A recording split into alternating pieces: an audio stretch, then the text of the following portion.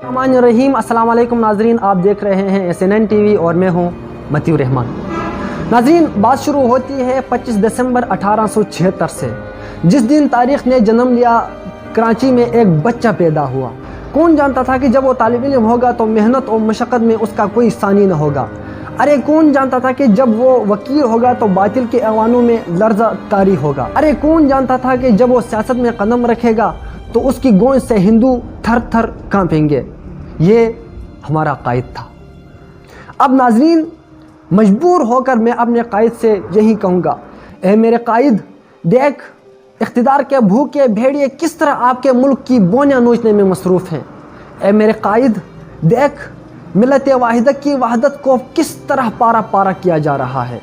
ए मेरे कायद, कब्र से उठ और देख जिस मकसद के लिए पाकिस्तान बनाया गया था किस तरह उसके हलकों पर छुरी चलाई जा रही है।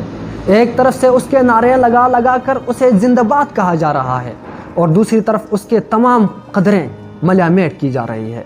ए मेरे कायद आज़म, आपका वो फरमान ईमान, इत्तेहाद और तंजीम माजी के धुनकों में गायब हो चुका है।